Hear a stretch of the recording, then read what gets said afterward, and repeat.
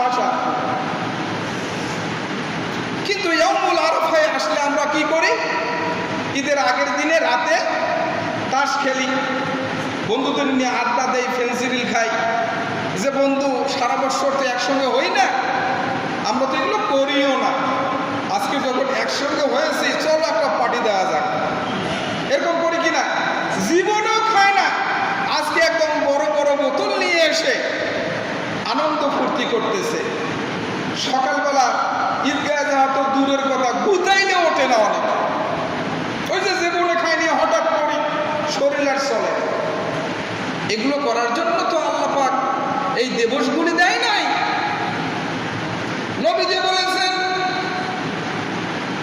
দুই ঈদের রাত্রিতে, জিলহজ এবং ঈদুল ফিতরের রাত্রিতে কোনো বান্দা যদি জেগে জেগে ইবাদত করে, সেই দিন, যেই দিন মানুষের সমস্ত অন্তরগুলি মরে যাবে, আল্লাহ পাক রব্বুল আলামিন তার অন্তরকে জীবিত রেখে দিয়ে দিবে।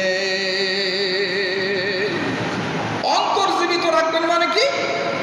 কিয়ামতের বিভীষিকাময় ময়দানে মানুষের অন্তরগুলি যখন পাগল হয়ে যাবে, আল্লাহ পাকের কাছে যখন তারা কামনা করবে জাহান্নামের যন্ত্রণা থেকে, আল্লাহ কুনতু তুরাব, আমাদেরকে মাটি বানিয়ে ফেলো, আমরা জীবিত থাকতে চাই না, ওই দিন এই অন্তরগুলি জীবিত থাকবে।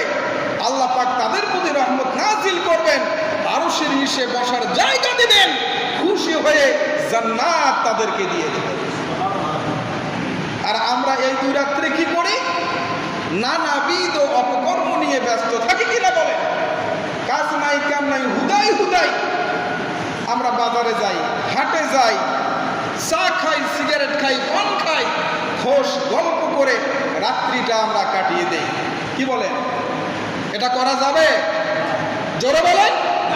আমরা ঈদের রাত্রিতে ইবাদত করবো তো ইনশাআল্লাহ? করবো তো ইনশাআল্লাহ? আরে ভাই, এটা গোল্ডেন চান্স। আগামী ঈদ আপনার জীবনে আসতে পারে, আবার নাও আসতে পারে। মৃত্যুর জন্য সদা আপনাকে প্রস্তুত, রেডি। আর মুমিনের মৃত্যুটা কেমন জানেন? একটা সাঁকো, একটা ব্রিজের মতো। এপারে দুনিয়া, মারা গেলেন তো ওপারে আল্লাহর জান্নাত। সুবহানাল্লাহ বলে।